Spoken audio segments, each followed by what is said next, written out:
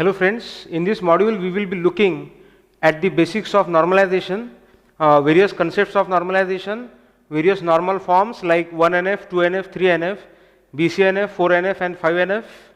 But before we directly jump to the various normal forms, we need to know very well the concepts of functional dependency, joint dependency and multi-valued dependency, because all the normal forms will be defined in terms of functional dependencies and other types of dependencies. And before we begin with the concept of functional dependency, we need to understand very well the concepts of keys. Like what do we mean by key, what are primary keys, what are candidate keys, what are super keys, various types of keys. And before we begin with the concept of key, we need to be very clear with some basic difference between SQL and relational algebra, or we need to understand some basic differences between a table and a relation. So first of all, before beginning with everything, I would like to do a comparison of terminology between two things, that is terminology in SQL and terminology in relational algebra. The same thing has got two different names in these two concepts. So let us begin with these two simple examples. Now I have written two tables, T1 and T2. Now why I am calling it tables? Because it's simply a collection of rows and columns, or two-dimensional collection of data, so I am calling it a table. So T1, T2, both of them are tables with one fundamental difference. And what is that fundamental difference?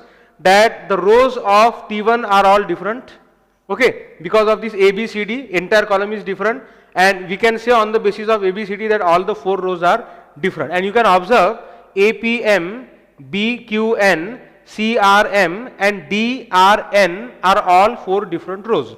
However, if you observe the table T2, then last two rows are exactly same. So what I can say here in T2, even though the total number of rows is equal to 4, the number of distinct rows is just equal to 3. And why I say that number of distinct rows is equal to 3, because it is very clear that the last two rows are duplicates of each other. Okay. So what I will say, this is the fundamental difference between T1 and T2. Again, just to summarize, what is that fundamental difference? T1 has got all distinct rows, duplicate rows are absent in case of T1. However, T2 has got duplicate rows and last two rows are duplicates of each other.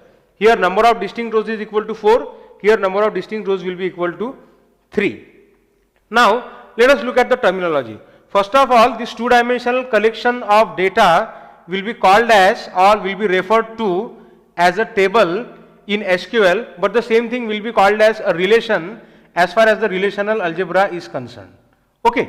Then second important difference, this horizontal unit of data, that is APM, BQN, CRM, etc., will be called as row in case of SQL, but the same thing will be referred to as a tuple in case of relational algebra. So what we can say, that a table is nothing but a collection of rows and a relation is nothing but a collection of tuples. The next thing, the column names X, Y and Z will be called as column names in case of SQL, but they will be called as attribute names in case of relational algebra. So what we can say, whenever we are talking about SQL, we will say that X, Y and Z are the different columns, and whenever we talk about relational algebra, we will say that X, Y and Z are attributes. Okay. Then another fundamental difference will be, as far as SQL is concerned, duplicate rows are allowed. Okay. But as far as the relational algebra is concerned, then duplicate, now I will not use the word rows here because we are in the relational algebra side. So I will be using the word duplicate tuples are not allowed. Okay. Now let us see the significance of this last rule, duplicate rows are allowed and duplicate tuples are not allowed. So see what we are going to do, we will see whether this T1 can be called as a table or not, whether T2 can be called as a table or not, whether T1 can be called as a relation or not, and whether T2 can be called as a relation or not. Now see, in as far as SQL is concerned, there is no restriction. because duplicate rows are allowed. But as far as the relation is concerned, there is a restriction, there is an additional rule that duplicate tuples are not allowed. So everything can be initially called as a table. Therefore, T2 is also a table and T2 is also a table. So I will write down here, we need to check whether T2 is a table or not and whether T2 is a relation or not, and here we will check T1 as a table and T1 as a relation. So what is my observation or what is my way of looking at it, that everything can be called as a table because there is no restriction on a table. A table may contain duplicate rows or it may not contain duplicate rows. So T1 will be called as a table and T2 can also be called as a table. Okay, there is no problem in calling T2 a table, fine. But because T2 consists of duplicate tuples, T2 cannot be called as a relation, whereas in T1 all the tuples are distinct and therefore T1 can be called as a relation. And therefore if you observe these two things, you can say that T1 is both a table as well as a relation and T2 is just a table, T2 cannot be called as a relation. And the fundamental reason why T2 cannot be called as a relation is this duplication of last two tuples. Rule is quite simple. A table can consist of duplication. This duplication is allowed in case of table, but such a duplication is not allowed in case of a relation.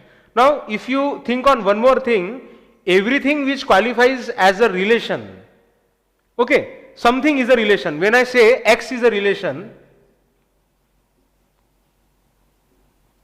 okay, now when I make this statement X is a relation or X is a valid relation, what is the implication out of that? Implication is X does not contain any duplicate tuples, and even if X consisted of duplicate tuples, X would have been called as a table, but here X does not consist of duplicate tuples because it is a relation and therefore X can also be called as a table. So whenever something is a relation, every relation will also satisfy as a table. So what is the thing here? If X is a relation, then X will also be a table, but the reverse is not true. If I say Y is a table, then you cannot confirm that Y is also relation.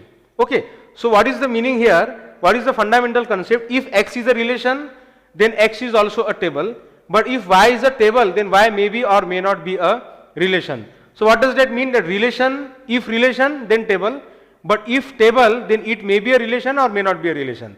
And why I say a table may be a relation or may not be a relation? Because when I say something is a table, I don't know whether these duplicates are present or not. Now a table with duplicates cannot be called as a relation. However, a table without duplicates can be called as a relation. So what I can say here, let's have another perspective to look at this. We can say that T1 is a table without duplication, okay, and T2 is a table with duplication. Now because T2 is a table with duplication, it cannot be called as a relation, and because T1 is a table without duplication, it can be called as a relation. And the fundamental observation will be last line here, the bottom line will be every relation is also a table may be or may not be a relation. So you should understand very clearly why every relation is a table.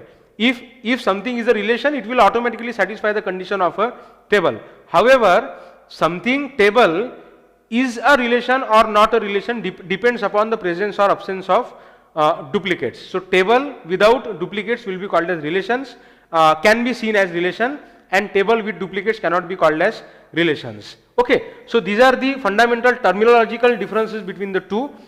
Here it will be called as table, relation, row, tuple, columns, attributes. Then duplicate rows are allowed and duplicate tuples are not allowed. Now this fundamental rule, duplicate tuples are not allowed, has a great impact on the study of keys. Okay, I will focus on that more in the next session whenever we discuss the keys, but you should remember very clearly that the concept of keys is somewhere related to duplicates being allowed or duplicates not allowed.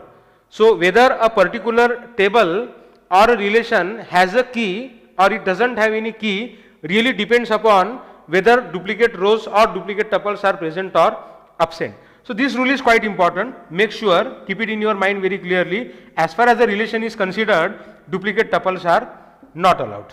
Okay, so terminologically you should be very clear, and here I would like to draw one simple relationship between the two with the help of a Venn diagram. So I will draw two circles, one within the other. We will name the outer circle as a table and the inner circle as a relation. And from the diagram we can see that every relation is a table may be or may not be a relation. So if I take a point within the inner circle, for example A, then A is a relation, but at the same time A is also within the region of table, so A is also a table. However, if I take a point outside this inner circle but inside the outer circle, for example B, then B can be called as a table because it is inside the table circle. However, B cannot be called as a relation. And here what is the confusion that I can draw? A is a table without duplicates, but B is a table and not a relation. Therefore, what I can comment, I can say that B is a table consisting of duplicate rows.